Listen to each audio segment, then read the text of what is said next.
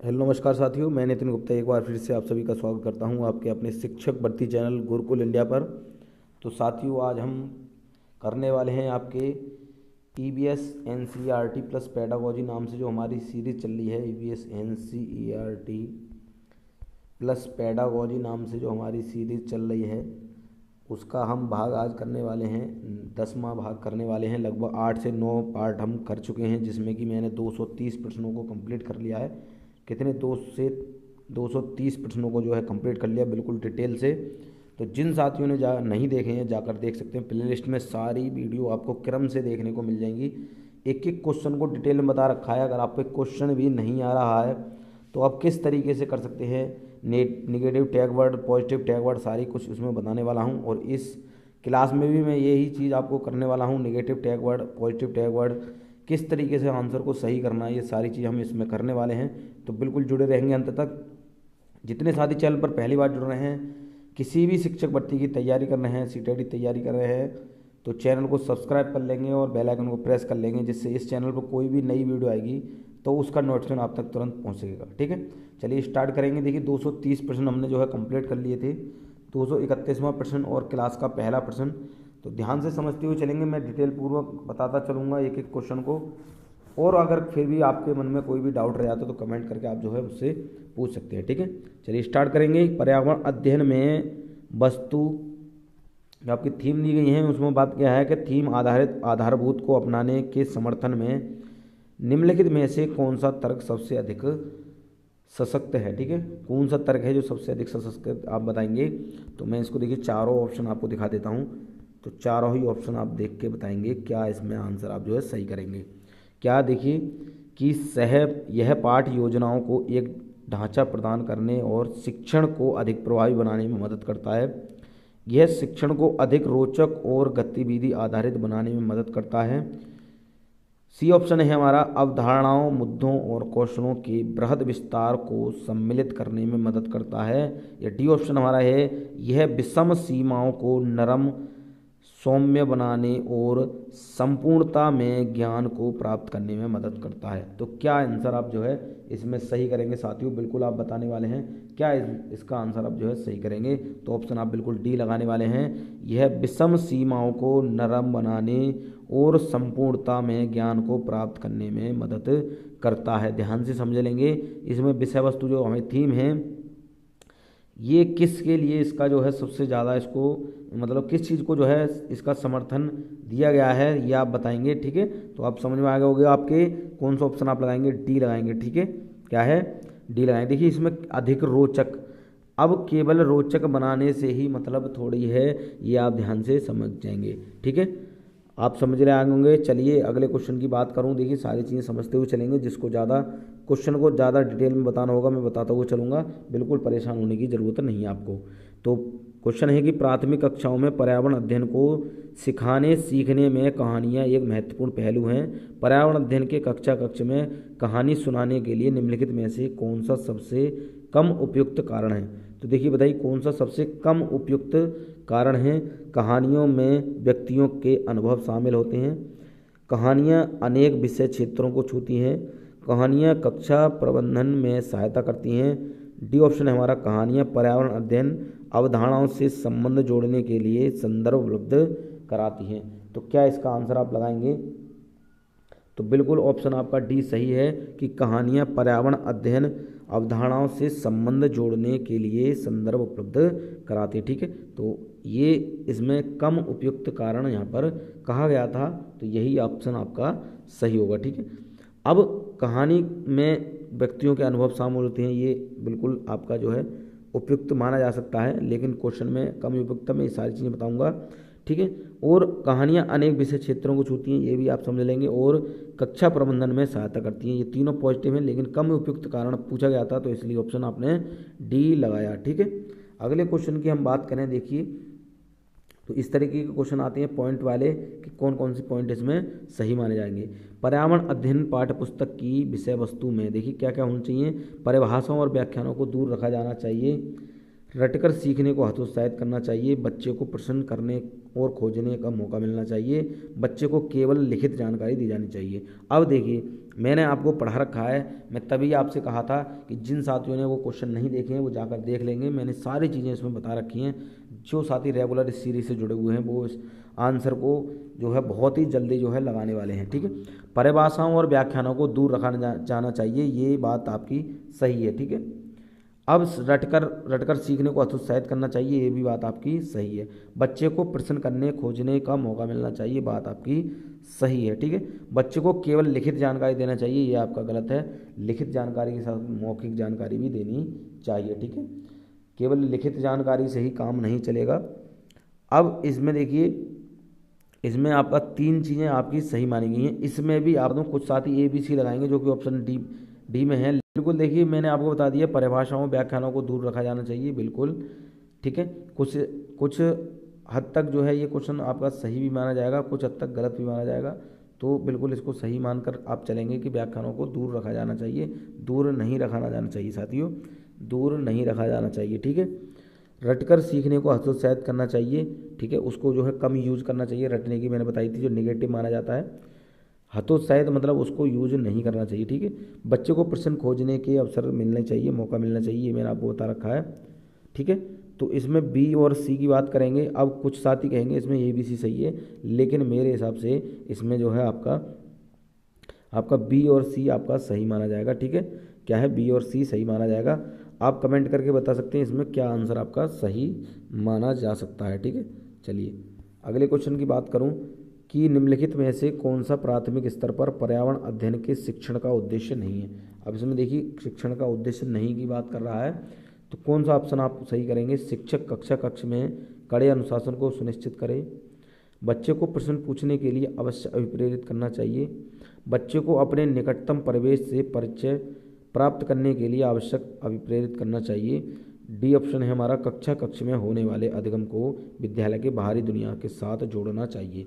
तो ये तीनों ही आपके पॉजिटिव हैं, तीनों ही पॉजिटिव पॉइंट हैं, लेकिन इसमें नहीं वाला था, निगेटिव वाला था, तो ऑप्शन क्या लगाएंगे, ऑप्शन ए लगा देंगे, कक्ष में कड़े अनुशासन को सुनिश्चित करें। मैंने बता दिया जहाँ पर अनुशासन की बात करेगा वो आपका बिल्कुल गलत माना जाएगा, ठीक है। जहाँ बच्चे को समय सीमा में जो है बांध कर काम कराया जाएगा वो आपका गलत माना जाएगा, ठीक है। तो पर्यावरण अध्ययन का उद्देश्य नहीं है, यही आपका सही माना जाएगा, ठीक है। चलिए अगले क्वेश्चन की बात करूं कि प्राथमिक स्तर की कक्षा दैव का जलाभाव के विषय पर अपने कक्षा 4 के बच्चों को प्रभावपूर्ण तरीके से किस प्रकार आंकेगी। क्या बच्चों को जल संरक्षण पर नारे लिखने के लिए कहकर, उपयुक्त विषय पर एक लिखित परीक्षा का आयोजन करके, यह पता करके कि उन्होंने अपने दैनिक जीवन में जल की बचत कैसे प्रारंभ की, जल संरक्षण में पोस्टर बनाने की गतिविधि का आयोजन करके। अब मैंने इतना आपको पढ़ा रखा है, 230 क्वेश्चन लगभग करा रख चुके हैं। जिन साथियों ने देख रखे हैं वो इस तरीके के क्वेश्चन को जो है आसानी से करने वाला है। मैं बार बार ये इसलिए कह रहा हूँ क्योंकि मैंने सारी चीज़ें डिटेल में करा रखी हैं, जाकर जो है आप देख सकते हैं। अब मैं बता दूं कि इसमें क्या ऑप्शन आप सही करेंगे, तो ऑप्शन आप सी सही करेंगे। यह पता करके कि उन्होंने अपने दैनिक जीवन में जल की बचत कैसे प्रारंभ की। मैंने बताया बच्चे के दैनिक जीवन से जोड़कर हम कोई भी कार्य कराएंगे, ठीक है, वास्तविक जीवन से जोड़कर कोई भी चीज़ पढ़ाएंगे, वो आपका बिल्कुल ऑप्शन आपका सही होगा, ठीक है। क्षेत्रीय भ्रमण, शैक्षिक भ्रमण, इस तरीके के ऑप्शन आपको देखने को मिलते हैं जिसमें बच्चों को कुछ ना कुछ सीखने की बात करी जा रही हो, वो आपका ऑप्शन बिल्कुल सही होगा, ठीक है। जहाँ पर खोजने की बात करेगा वो भी ऑप्शन आपका सही माना जाता है, ठीक है। तो इस तरीके के क्वेश्चन आपके देखने को मिलते हैं एग्जाम में। तो अगला क्वेश्चन है कि आपके प्रधानाचार्य ने आपको कहा कि कक्षा 5 के विद्यार्थियों को शैक्षिक अवलोकन यात्रा के लिए ले जाएं। इस अवलोकन यात्रा को सार्थक बनाने के लिए आप अपनी योजना में क्या सम्मिलित करेंगी, ठीक है। अब आप जो है कोई भी एक बात कर रहे हैं, शैक्षिक अवलोकन की बात कर रहे हैं, ठीक है, उसमें आप जो है क्या क्या सम्मिलित करेंगे, ठीक। तो क्रियाकलापों की एक स्तरीकृत सीट उस स्थान के बारे में तैयार करना और प्रामाणिक तथा सार्थक अध्ययन के लिए उसे विद्यार्थियों के साथ यात्रा से पूर्व साझा करना। बी ऑप्शन है कि जहाँ जाना हो उसके बारे में जानकारी प्राप्त करने और पढ़ने के लिए विद्यार्थियों को कहना। सी ऑप्शन है आनंद के लिए पर्याप्त भोजन और खेलों को साथ ले जाना। डी है कि यह सुनिश्चित करना कि विद्यार्थी अनुशासित रहें और उस पर स्थान पर शांतिपूर्वक अवलोकन करें। अब कुछ साथी इसमें जो है गड़बड़ करेंगे, तो बिल्कुल ध्यान से समझेंगे, मैं आपको बताने वाला हूँ। बिल्कुल जैसा कि आपको बता रखा है कौन सा ऑप्शन आपका सही माना जाएगा। ठीक है, कौन सा ऑप्शन आपका सही माना जाएगा? तो ऑप्शन आप ए लगाएंगे। क्या लगाएंगे? ए लगाएंगे। क्रियाकलापों की एक स्तरीकृत सीट उस स्थान के बारे में तैयार करना और प्रामाणिक तथा सार्थक अध्ययन के लिए उसे विद्यार्थियों के साथ पूर्व साझा करना। मैंने बता दिया, एक क्वेश्चन आया था पिछले जो हमने क्लास करी है उनमें कि उसमें क्षेत्र भ्रमण दे रखा था, लेकिन उससे पहले क्या है, उससे पूर्व जो है बच्चे के साथ उस बात को लेकर साझा करने की बात कही थी, तो वो ऑप्शन आपका सही था। आपको ये ध्यान होगा। तो इसी तरीके से इस क्वेश्चन में भी यही बात कही गई है कि कहीं भी जाने से पहले, कोई भी क्षेत्र भ्रमण करने से पहले अगर एक शिक्षक उस बारे में डिस्कस कर रहा है तो बच्चा क्या है, उस चीज़ को लेकर उत्तेजित होता है। ठीक है, क्या सक्रिय होता है, क्योंकि एक टीचर बच्चे को उस बारे में क्या है कुछ ना कुछ बताएगा तो बच्चे में क्या है जिज्ञासा उत्पन्न होगी।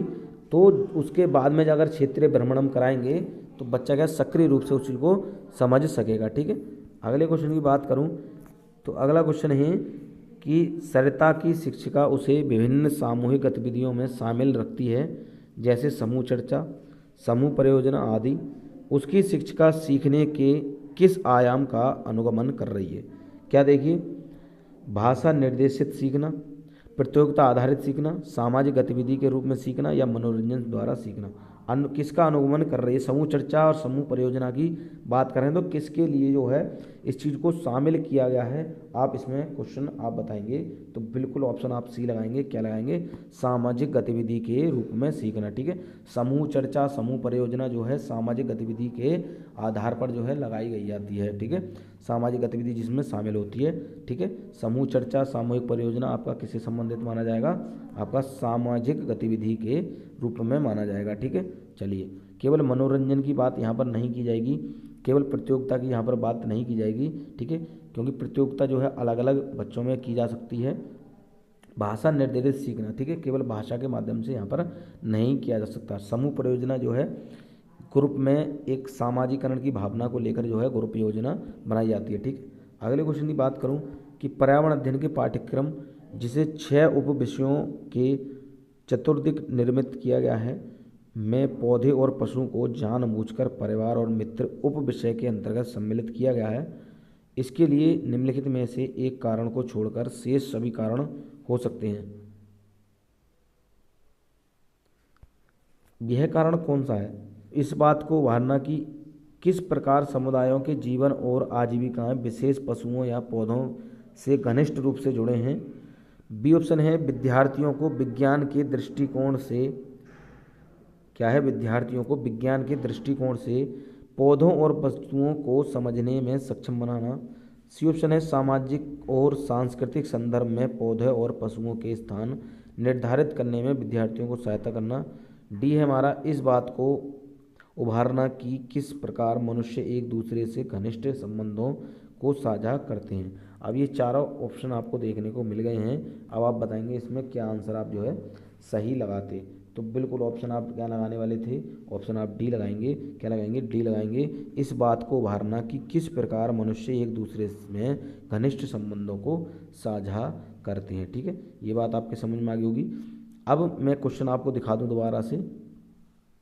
ठीक है, कि जो है आपके देखिए जो हमारा 6 उप विषय हैं उसमें देखिए पौधे पशु हैं, उनको परिवार मित्र क्या है उनको उप विषय के अंतर्गत सम्मिलित किया गया है। ठीक है, तो ये इसमें जो है कारण बताना है, तो वो कारण आपको समझ में आ गया होगा कि इस बात को उभारना कि किस प्रकार मनुष्य एक दूसरे में घनिष्ठ संबंधों को साझा करते हैं। ये ऑप्शन आपका सही माना जाता है। ठीक है, अगले क्वेश्चन की बात करूं तो इस तरीके के देखिए पॉइंट यहाँ पर देखने को मिलते हैं।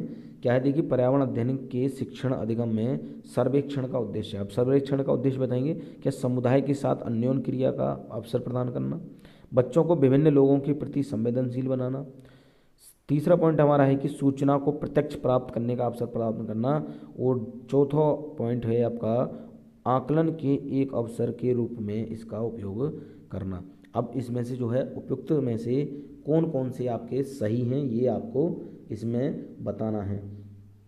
तो इसमें देखिए कौन सा आप जो है लगाने वाले हैं। तो बिल्कुल साथियों इसमें जो है चारों ही आपके सही हैं। क्या है, चारों ही आपके सही हैं। समुदाय के साथ अन्योन्य क्रिया का अवसर प्रदान करना, मैंने आपको बताया है। यहाँ पर अवसर प्रदान करने की बात करें वो बिल्कुल सही है। बच्चों को विभिन्न लोगों के प्रति संवेदनशील बनाना, उनके बारे में बताना, क्या है, जिससे बच्चे जिज्ञासा उत्पन्न कर सकें। सूचना को प्रत्यक्ष प्राप्त करने का अवसर प्रदान करना, मैं बताया था जो बच्चा प्रत्यक्ष रूप से किसी चीज़ को प्राप्त कर रहा है, प्रत्यक्ष रूप से सीख रहा है और साथ ही साथ उसमें अवसर प्रदान करने की भी बात की जा रही है, वो बिल्कुल आपका सही होगा। ठीक है, आकलन के एक अवसर के रूप में इसका उपयोग करना। ठीक है, आकलन का जो एक तरीका हमने बताया था तो उसको एक अवसर के रूप में आप जो है प्राप्त करेंगे या उपयोग करेंगे। ठीक है, ये सर्वेक्षण का सबसे ज़्यादा उद्देश्य अच्छा माना जाता है। ठीक है, आपके समझ में आ गया। तो ए बी सी डी ये चारों ही पॉइंट आपके सही हैं। तो कौन से ऑप्शन में आपको देखने को मिल रहे हैं, तो बिल्कुल ऑप्शन सी में देखने को मिल रहे हैं। ठीक है, आपके समझ में आ गया होगा। चलिए अगले क्वेश्चन की बात करूं कि ये उत्तर बच्चों और उनके विचारों के बारे में क्या बताते हैं। अब बताइए, देखिए, क्या बच्चे अच्छा अवलोकन नहीं कर पाते? वाष्पीकरण के बारे में बच्चों के विकल्पी विचार हैं। बच्चों के उत्तर तर्क संगत नहीं हैं। बच्चों की सोच गलत है। अब ये कहेंगे कुछ साथी क्या कहेंगे, ये क्वेश्चन कहाँ से आ गए, ये तो क्वेश्चन, ये पॉइंट हमें देखने को मिल ही नहीं रहे कहीं पर। तो इस तरीके के भी पॉइंट आपको देखने को मिल जाते हैं। आपको इसमें सही वाला जो है देखकर खुद ब खुद जो है सही वाला लगाना है। इसमें कोई पैराग्राफ नहीं दे रखेगा इस तरीके के क्वेश्चन में। ये आपको पढ़कर जो आपको सही लगे वही आपको इसमें लगाना है। तो इस तरीके के क्वेश्चन में आपको क्या सही लगाएंगे, ऑप्शन आप बी सही करेंगे। वाष्पीकरण के बारे में बच्चों के विकल्पी विचार है। ठीक है, मतलब वाष्पीकरण की अगर हम अवधारणा सामने रखेंगे बच्चों को तो उनके विचार जो हैं वो अलग अलग तरीके से होंगे। ठीक है, वो सभी बच्चे जो है अलग अलग जवाब भी दे सकते हैं। ठीक है, तो ये इसलिए आपका ऑप्शन बी सही था। अगले क्वेश्चन की बात करूं कि शिक्षक को इन उत्तरों का सामना किस प्रकार करना चाहिए। क्या, देखिए, उनके विचारों तक पुनः पहुंचने के लिए चर्चा प्रारंभ करें। बच्चों को बता दें कि वे गलत हैं। जल चक्र का एक मानक चार्ट प्रदर्शित करें या वाष्पीकरण की परिभाषा दें और बच्चों को उसे याद करने के लिए कहें। अब देखिए इसमें नेगेटिव पॉइंट मैं बता दूं कि देखिए इसमें परिभाषा दें और रटकर याद, मतलब यहाँ पर याद करने की बात कर रहे हैं, तो दोनों ही चीज़ आपको यहाँ पर देखने को मिल रही हैं, तो ये आपका गलत है।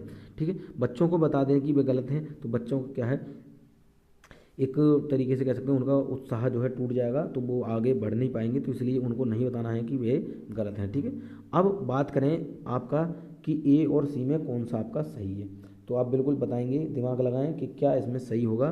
तो बिल्कुल मैं दोबारा बता दूं, शिक्षक को इन उत्तरों का सामना किस प्रकार करना चाहिए। अब यहाँ पर पहला ऑप्शन है कि उनके विचारों तक पुनः पहुँचने के लिए चर्चा प्रारंभ करें, और सी है हमारा जल चक्र का एक मानक चार्ट प्रदर्शित करें।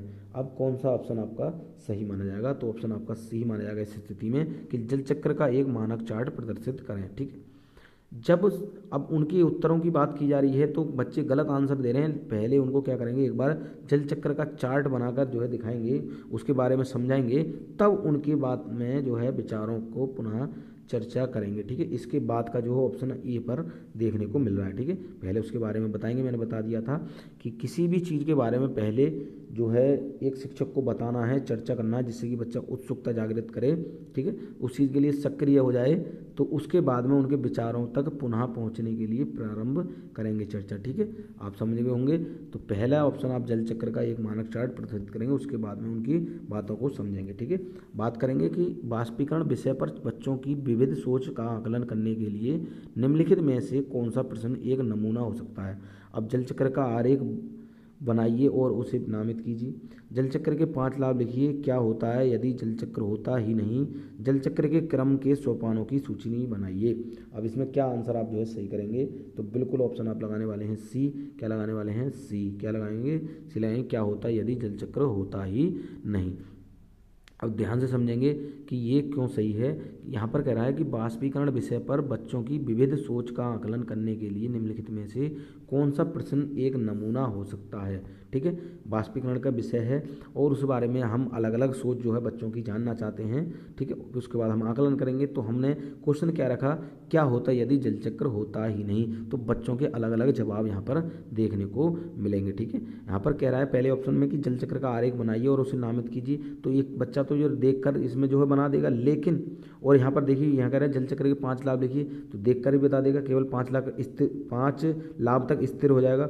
और यहाँ पर डी ऑप्शन की बात करूँ कि जल चक्र के क्रम के सोपानों की सूची बनाइए, तो सूची बनाकर ही जो है स्थिर हो जाएगा। लेकिन जब हमने ये क्वेश्चन रखा कि क्या होता है यदि जल चक्र होता ही नहीं, तो प्रत्येक बच्चों के अलग अलग जवाब मिल सकते हैं, ठीक है। तो उससे क्या है, हम जो है बच्चे का आकलन कर सकते हैं, ठीक है। ये बात समझ में आ गया होगा। चलिए अगले क्वेश्चन की बात करूँ कि नीचे दिए गए जीवों के समूह में से किसकी दृष्टि श्रेष्ठ होती है तथा वे मनुष्यों की तुलना में 4 गुनी अधिक दूरी की वस्तुओं को देख सकते हैं। बिल्कुल इंपॉर्टेंट क्वेश्चन लिखेंगे। ये क्वेश्चन आपका अभी आया हुआ है 28 तारीख 29 तारीख में, तो ध्यान से समझेंगे कि कौन सी चीज़ है, कौन सी वस्तु है या कुछ भी। देखिए यहाँ पर दे रहे वस्तु अगर आ जाएगा, कोई भी जीव दे रखेगा, ठीक है, वो आपको समझ लेना है क्वेश्चन के हिसाब से क्या उसमें कह रहा है। यहाँ पर कह रहा है कौन सा जीव ऐसा है जो जिसकी दृष्टि जो है मनुष्य की तुलना में क्या है 4 गुना अधिक होती है, ठीक है, वो 4 गुना ज़्यादा देख सकता है। क्या मधुमक्खी, मच्छर, तितली होता है, बाघ, तेंदुआ, सांड होता है,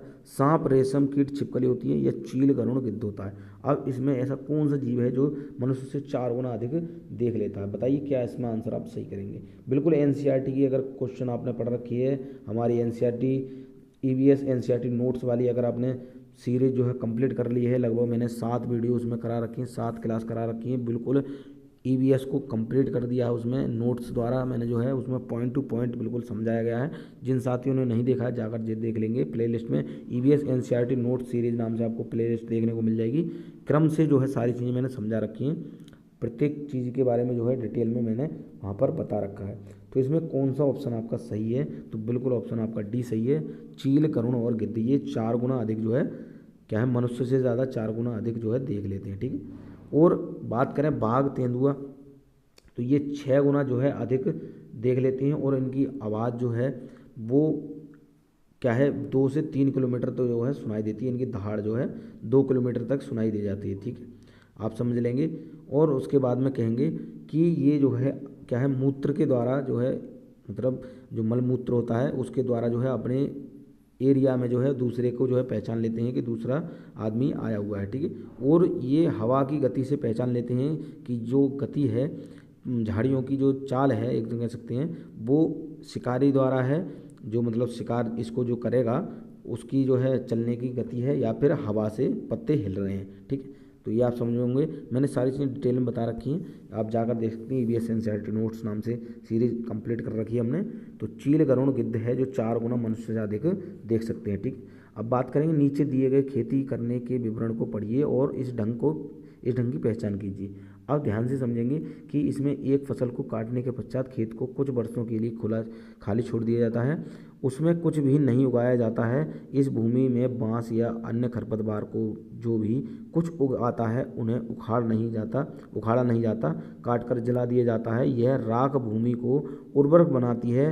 जब यह भूमि खेती के लिए तैयार हो जाती है तब उसे हल्का सा खोदा जाता है, भूमि को जोता नहीं जाता है और उस पर बीज छिड़क दिए जाते हैं। तो इस खेती को क्या कहते हैं, बिल्कुल मैंने पढ़ा रखा है साथियों। मैं रिक्वेस्ट आपसे करूँगा ईवीएस एनसी आप नोट कर लेंगे, क्या बोल रहा हूँ मैं, एनसीईआरटी नोट्स क्या है, ईवीएस एनसीईआरटी नोट्स नाम से मैंने एक सीरीज स्टार्ट करी थी, लगभग 7 क्लास मैंने करा रखी हैं। कंप्लीट एनसीईआरटी को मैंने वहाँ पर कर रखा है, तो जाकर देख लेंगे क्योंकि मैंने ये सारी चीज़ें पढ़ा रखी हैं। तो इसको क्या कहते हैं साथियों, झूम खेती कहते हैं।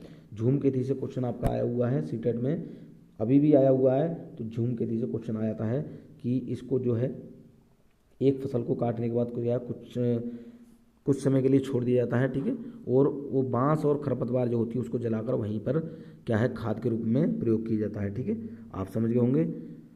क्या है आपका झूम खेती, यहाँ पर आप जो है आंसर सही करेंगे, ठीक है। अगले क्वेश्चन की बात करूँ कि जब कोई सपेरा अपने वाद्य यंत्र बीन को बजाता है तो सांप उसकी ध्वनि पर अपने सिर को इधर उधर घुमाता है। आपके विचार से सांप वाद्य यंत्र के प्रति अनुक्रिया कैसे कर रहा है, इंपॉर्टेंट लिख लेंगे। ये सारे क्वेश्चन इंपॉर्टेंट है जो मैं करा रहा हूँ, ध्यान से समझेंगे। उस वाद्य यंत्र की गति को देखकर, उस वाद्य यंत्र द्वारा उत्पन्न कंपनों के प्रति अनुक्रिया करके, उस वाद्य यंत्र को सूंघकर, उस वाद्य यंत्र की ध्वनि को सुनकर, ठीक है। तो क्या है, वो तो सांप जो है, ठीक है, जो सपेरा है वो वाद्य यंत्र बजा रहा है, तो सांप जो है उस चीज़ को सुन ही नहीं पाता है। अब कहेंगे सर सुन नहीं पाता तो कैसे डांस करता है। और वह सूंघता नहीं है। ठीक है, सूंघता नहीं है, जो आपने देख रखा है सूंघता है, सूंघता नहीं है, और ना ही वो देख कर उसको क्या करता है, वो वाद्य यंत्र द्वारा जो उत्पन्न कंपन होते हैं उसके द्वारा जो है अनुक्रिया व्यक्त करता है। जैसे जैसे सपेरा जो है उस चीज़ को बजाता है, इधर उधर करता है, तो वो उसके कंपन पे या क्या है प्रतिक्रिया करता है। ठीक है, आपके समझ में आ गया होगा। तो ना ही वो सुनकर, ना सूंघकर, ना देखकर जो है ये अनुक्रिया करता है, वो क्या उसके उत्पन्न कंपनों के द्वारा जो है अनुक्रिया करता है। ये आपके समझ में आ गया होगा, आप क्वेश्चन आप गलत नहीं करेंगे। ठीक है, आप समझ में आ गया। इसके दो खोखले दांत होते हैं, सांप के बारे में चर्चा कर लेते हैं। इसके दो खोखले दांत होते हैं जिसके द्वारा ये मनुष्य के अंदर जो है जहर को भेजता है, और इसी के द्वारा जो है सांप के जहर से ही एक दवाई बनाई जाती है, सीरम जिसको बोलते हैं, क्या बोलते हैं, सीरम बोलते हैं, क्या बोलते हैं, सीरम बोलते हैं, जो कि क्या है जहर को काटने के काम में आती है, मतलब जहर को ही खत्म करने के काम में आती है। ठीक है, तो सांप के जहर से ही जो है दवा बनाई जाती है। ठीक है, आपकी समझ में आ गया होगा। चलिए अगले क्वेश्चन की बात करूं कि सहयोगात्मक अधिगम में पुराने एवं अधिक दक्ष विद्यार्थी होते हैं। इसमें कह रहे हैं सहयोगात्मक अधिगम में पुराने एवं अधिक दक्ष विद्यार्थी छोटे एवं कम कुशल विद्यार्थियों का आकलन करते हैं। इसका परिणाम है क्या, उच्च नैतिक विकास, समूह में द्वंद्व, गहन प्रतियोगिता, उच्च उपलब्धि और स्वगरिमा। अब इसमें क्या आंसर आप जो है सही करेंगे, तो बिल्कुल ऑप्शन आप डी लगाने वाले हैं, उच्च उपलब्धि और स्वगरिमा। ठीक है, क्या है देखिए, विद्यार्थी छोटे एवं कम कुशल विद्यार्थियों का आकलन करते हैं, इसका परिणाम है क्या है आपकी उच्च उपलब्धि और स्वगरिमा। ठीक है, इसलिए वो क्या है छोटे विद्यार्थियों का क्या करते हैं, क्या है आकलन कर लेते हैं। ठीक है, अब द्वंद्व की बात नहीं करेंगे, उच्च नैतिक विकास की गहन प्रतियोगिता की बात नहीं करेंगे, लेकिन यहाँ बात आपकी डी आपकी सही मानी जा रही है, तो बिल्कुल ऑप्शन आपका डी सही हो जाएगा। ठीक है, अगली बात करूँ क्वेश्चन की कि पर्यावरण अध्ययन के शिक्षा शास्त्र के संदर्भ में सिवाय के निम्नलिखित सभी वांछनीय अभ्यास हैं। क्या है देखिए, आलोचनात्मक चिंतन और समस्या समाधान के लिए क्षमता संवर्धन करने, बच्चे की अस्मिता व्यक्तित्व का पोषण करने। सी ऑप्शन है वास्तविक अवलोकन के स्थान पर पाठ्य पुस्तकीय ज्ञान की श्रेष्ठता को स्वीकार करने। डी ऑप्शन है हमारा पाठ्य वस्तुओं और संदर्भों की बहुलता को बढ़ावा देने। अब इसमें क्या आंसर आप जो है सही करेंगे, तो बिल्कुल ऑप्शन आप सी सही करने वाले हैं, वास्तविक अवलोकन के स्थान पर पाठ्य पुस्तकीय ज्ञान की श्रेष्ठता को स्वीकार करने। ध्यान से समझेंगे क्वेश्चन को। देखिए कह रहा है पर्यावरण अध्ययन के शिक्षा शास्त्र के संदर्भ में सिवाय के, ठीक है, निम्नलिखित सभी वांछनीय अभ्यास हैं। ठीक है, तो इसके सिवा कौन कौन से जो है वांछनीय अभ्यास हैं, तो बिल्कुल क्या है वास्तविक अवलोकन के स्थान पर पाठ्यपुस्तकीय ज्ञान की श्रेष्ठता को स्वीकार करने के अलावा। ठीक है, बात कर रहे हैं। अब बात करेंगे कि अब आलोचनात्मक चिंतन और समस्या समाधान के लिए क्षमता संवर्धन करने, ये सही माना जाएगा। बच्चे की अस्मिता व्यक्तित्व का पोषण करने, ये सही माना जाएगा। पाठ्य वस्तुओं और संदर्भों की बहुलता को बढ़ावा देने, इसकी बात सही कह रहे हैं, लेकिन इसके अलावा सिवाय की बात कर रहा है, इसके अलावा की बात कर रहा है, तो ये ऑप्शन आपका सी सही हो जाएगा। उस स्थिति में आपकी समझ में आ गई बात। अगले क्वेश्चन की बात करूँ कि महेश कक्षा 4 के शिक्षक हैं, वे वृक्ष संरक्षण की अवधारणा पर शिक्षार्थियों को संवेदनशील बनाने के लिए योजना बनाते हैं। निम्नलिखित में से कौन सी एक गतिविधि इस उद्देश्य के लिए सर्वाधिक उपयुक्त है, तो कौन सी गतिविधि है जो इसके लिए सर्वाधिक उपयुक्त है, तो बताएंगे वाद विवाद प्रतियोगिता का आयोजन करना, एक पौधे को अपनाने और उसका पोषण करने के लिए प्रत्येक विद्यार्थी को अभिप्रेरित करना, पोस्टर प्रतियोगिता में हिस्सा लेने के लिए शिक्षार्थियों को प्रोत्साहित करना, और डी ऑप्शन है समूह चर्चा के लिए शिक्षार्थियों के समूह बनाना। अब बिल्कुल मैंने आपको बता रखा है, जिन साथियों ने रेगुलर जुड़े हुए हैं वो इसमें जो है सही आंसर लगा देंगे, तो बिल्कुल ऑप्शन आप बी सही कर देंगे। एक पौधे को अपनाने और उसका पोषण करने के लिए प्रत्येक शिक्षार्थियों को प्रेरित करना। अब देखिए बच्चा जहाँ पर स्वयं किसी पौधे को अपनाएगा, उसका पोषण करेगा, तो उसके बारे में क्या है वो जानकारी एकत्रित करने लगेगा। ठीक है, उसको क्या है ज्ञान कौशल में क्या है बढ़ावा मिलेगा। ठीक है, बात समझ गए होंगे। किसी मैंने आपको बता रखा बच्चा स्वयं करके किसी कार्य को सीख रहा है, वो बिल्कुल ऑप्शन आपका सही माना जाता है, जो कि ऑप्शन बी में देखने को मिल रहा है। ठीक है, अगले क्वेश्चन की बात करूं कि पर्यावरण अध्ययन में बच्चे शिल्पकला और चित्रकला को समूह में सीखना विशेष रूप से पसंद करते हैं, क्योंकि यह सहपाठी अधिगम को बढ़ावा देता है, यह सामाजिक अधिगम को बेहतर बनाता है, यह जब बच्चों की सृजनात्मक की प्रशंसा की जाती है तो वे खुश होते हैं व उसके प्रति प्रेरित भी होते हैं, यह कक्षा में अनुशासन को बढ़ाता है। अब बताइए इसमें कौन कौन से पॉइंट आपके सही देखने को मिल जाते हैं। ठीक है, तो बिल्कुल आपको पता है कौन कौन से ऑप्शन आपको देखने को मिल जाते हैं। ऑप्शन ए, यह सहपाठी अधिगम को बढ़ावा देता है। बी भी है आपका सही, सामाजिक अधिगम को बेहतर बनाता है। और आप बात सी की करें तो सी भी सही माना जाएगा। जब बच्चों की सृजनात्मकता की प्रशंसा की जाती है तो वे खुश होते हैं, वह उसके लिए प्रेरित भी होते हैं। लेकिन जहाँ पर अनुशासन की बात करेंगे, मैंने आपको बता दिया वो नेगेटिव पॉइंट माना जाता है, वो आप नहीं लगाएंगे। तो ऑप्शन कौन से में देखने को मिल रहा है? ऑप्शन सी में देखने को मिल रहा है, जिसमें कि ए बी सी तीनों ही सही माने गए हैं। ठीक है, परामर्श बच्चे की शिल्पकला और चित्रकला में समूह की सीखने की बात यहाँ पर कह रहे हैं। तो सहपाठी अधिगम को बढ़ावा दिया जाएगा, बिल्कुल। सामाजिक अधिगम मैंने बता दिया, जहाँ पर समूह चर्चा की बात करेगा, समूह में रखने की बात करेगा, सामाजिक अधिगम की बात करेगा।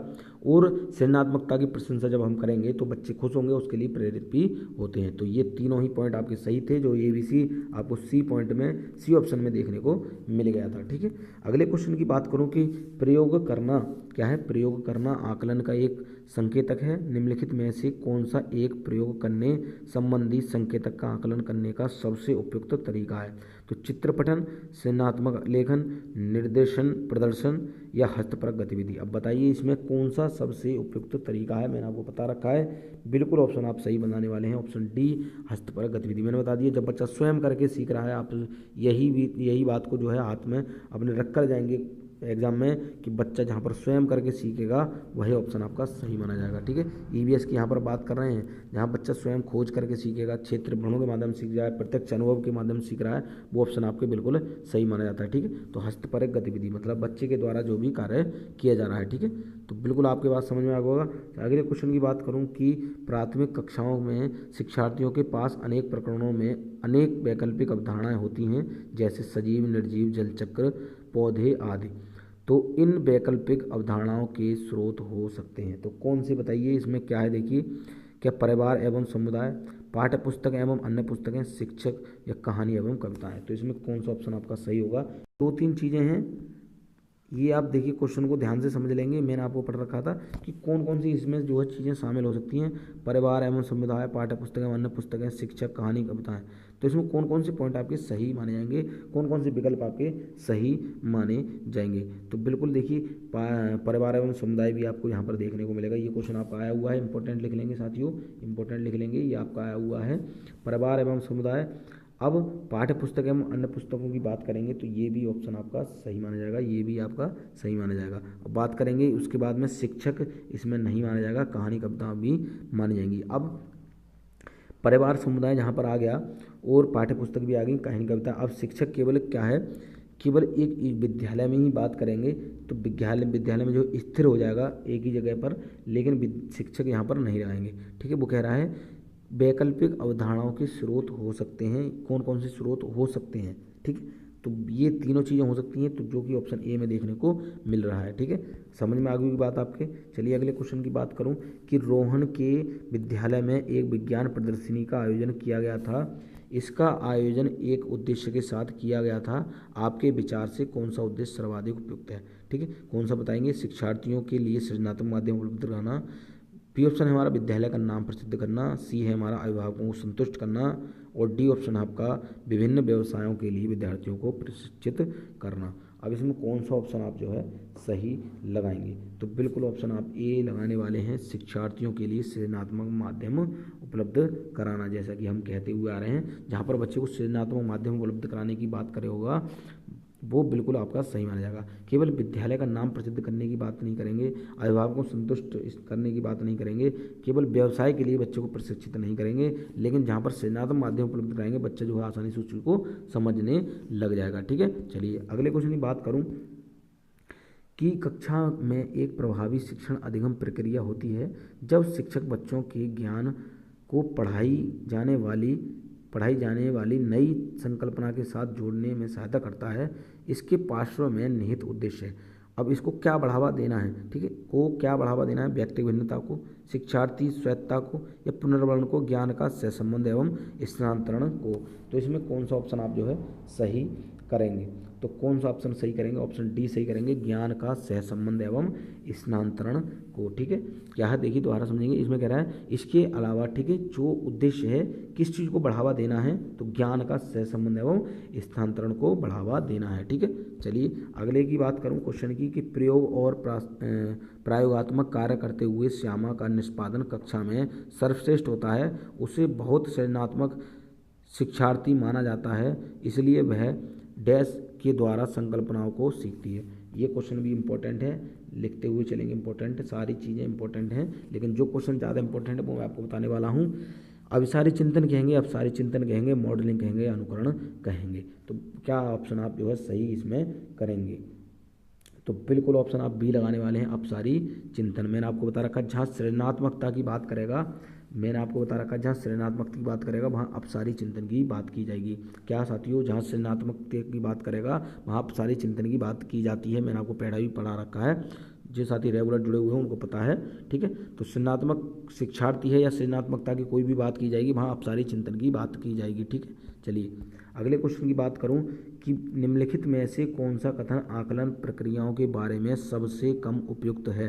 तो देखिए कौन सा सबसे कम उपयुक्त है आपका, बताइए कि बच्चे को निजी विवरण और व्यक्तिगत पृष्ठपोषण फीडबैक देना वांछनीय अभ्यास है, सीखने के संकेतकों और उप संकेतकों की सूची बनाना रिपोर्टिंग को अधिक विस्तृत बनाता है, और सी ऑप्शन है ठीक, अच्छा और बहुत अच्छा जैसी टिप्पणियां बच्चे के सीखने के बारे में एक समझ प्रदान करती है, और डी है हमारा बच्चों की पोर्टफोलियो में केवल उनके सबसे बेहतर कार्य न होकर सभी तरह के कार्य होने चाहिए। अब ये क्वेश्चन आपको उलझाने वाला है, तो ध्यान से इसको जो है आप जो है सही करेंगे। तो बिल्कुल ऑप्शन आप ए सही करेंगे कि सबसे कम उपयुक्त है, सबसे कम उपयुक्त है, ये आप ध्यान से समझ लेंगे कि कह रहा है बच्चे को निजी विवरण और व्यक्तिगत पृष्ठपोषण देना वांछनीय अभ्यास है। ये आप समझ लेंगे, ये आपका कम उपयुक्त माना जा रहा है। ठीक है, कम उपयुक्त माना जाता है। ठीक है, यह बात आपके समझ में आ गई होगी। ठीक है, यहाँ पर पोर्टफोलियो की बात कर रहा है, लेकिन यहाँ पर कह रहा है कि बेहतर कार्य ना होकर सभी तरह के कार्य होने चाहिए। ठीक है, केवल बेहतर कार्य से ही यहाँ काम नहीं चलेगा। ठीक है, उसकी कमियों का भी उसमें क्या है एक लिखावट होनी चाहिए कि हाँ कि यहाँ पर ये कमी करी है और यहाँ पर ये सुधार हुआ है। ठीक है, तो पोर्टफोलियो का कार्य तो यही होता है, उसकी सारी चीज़ें उसमें देखने को मिल जाती है बच्चे की। ठीक है, मूल्यांकन जो होता है सारी चीज़ें उसमें पोर्टफोलियो में देखने को मिल जाती हैं। ठीक है, कहाँ उसने सही करा है, कहाँ गलत करा, ये सारी चीज़ें वहाँ पर देखने को मिल जाती हैं। अब कैसी टिप्पणी होनी चाहिए, ठीक, अच्छा, बहुत अच्छा, ऐसी चीज़ें आप जो कहेंगे एक बच्चे से, तो वो क्या सीखने के बारे में क्या एक अच्छी समझ प्रदान करेगा। तो इसलिए ये भी आपका सही था, लेकिन वहाँ कम की बात कर रहा है, मैं ये भी बात आपको कह रहा हूँ, आप कम की कह रहा है, कम उपयुक्त। उपयुक्त तो ये वाले हैं, यहाँ पर कम उपयुक्त था इसलिए हमने ये लगाया था। मैं तीनों चीज़ों को बता रहा हूँ, चारों चीज़ों को, कि ये आपका कम क्यों था, ये क्यों सही थे। ठीक है, यहाँ पर कह रहा है सीखने के संकेतकों और उप संकेतकों की सूची बनाना रिपोर्ट को अधिक विस्तृत बताता है। ठीक है, अब यहाँ पर अलग अलग भागों में डिवाइड करा गया है, तो वो क्या उसको अधिक विस्तृत बनाएगा। ठीक है, ऑप्शन आपका कौन सा सही था, ऑप्शन आपका ए सही था, जो कि कह रहा है बच्चे को निजी विवरण और व्यक्तिगत पृष्ठपोषण देना वांछनीय अभ्यास है। ठीक है, ये आपका कम उपयुक्त माना जाता है। ठीक है, तो ये सारी चीज़ें आपके समझ में आ गई होंगी। तो साथियों ये क्लास कैसी लगी कमेंट करके जरूर बताएंगे। अगर ये क्लास आपके समझ में आई है तो क्या है वीडियो को लाइक करके अपने एक साथी तक जरूर शेयर कर देंगे, क्योंकि इतनी मेहनत आपके लिए की जा रही है तो इतना तो आप कर ही सकते हैं। ठीक है, जितने सारी चैनल पर पहली बार जुड़ रहे हैं, जो सीटेट की तैयारी कर रहे हैं, चैनल को सब्सक्राइब कर लेंगे और बेल आइकन को प्रेस कर लेंगे, जिससे इस चैनल पर कोई भी नई वीडियो आए तो उसका नोटिफिकेशन आप तक तुरंत पहुँच सकेगा।